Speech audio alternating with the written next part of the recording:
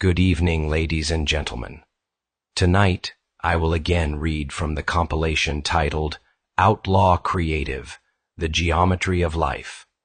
Tonight, I have a very special reading, one that touches me close to home, one that is perhaps quite autobiographical. It is titled, The Lie That Still Worked. So, that being said, let's begin. The last working lie is not the most powerful. It is simply the one no one has the heart to examine. It survives not because it is hidden, but because to confront it would be to reckon with every smaller compromise that allowed it to thrive. And the ones who see it clearly, the children, the exiles, the almost broken, have already paid such a price for naming it that they grow tired or quiet or dead. That's the trick of a working lie. It doesn't need to be true. It only needs to be durable. It only needs to offer some shelter, no matter how toxic, so long as it is warmer than the cold of disbelief. And the longer it persists, the more it becomes mistaken for structure. It becomes the wall, the window, the roof. Ask anyone who has been raised in a room held up by lies, by the unspoken arrangement not to name the anger, not to break the glass of the father's silence, not to challenge the myth of the mother's goodness. The lie becomes air. To speak against it is to suffocate everyone around you. So you breathe shallow. You learn how to sit still. You learn how to laugh at things that are not funny. And this, too, is the trick. The lie reshapes you, not by demanding belief, but by rewarding complicity. And what is complicity but the willingness to trade speech for safety?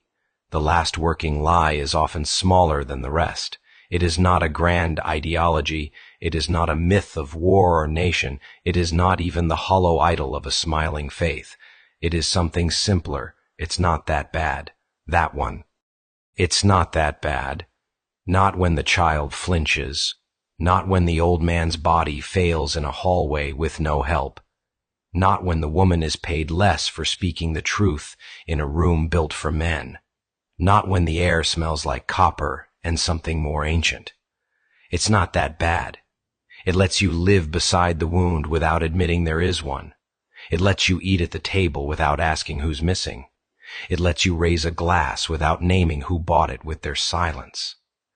This is how the last working lie holds on. Because it's not grand. Because it's not criminal, because it's ordinary, because to fight it would mean reopening the case, recalling the witnesses, disturbing the peace, and nobody wants that, except the ones who do.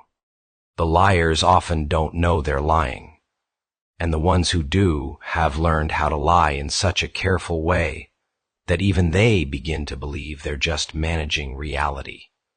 But the witness knows. The witness always knows. The witness is the one who stands too long at the edge of the party, whose face shifts when the joke lands wrong, who looks away when the tribute is given to the wrong name. The witness is the one who leaves early, who never gets invited back, who walks the long road home whispering fragments of the truth to nobody in particular, and to everyone who ever lived.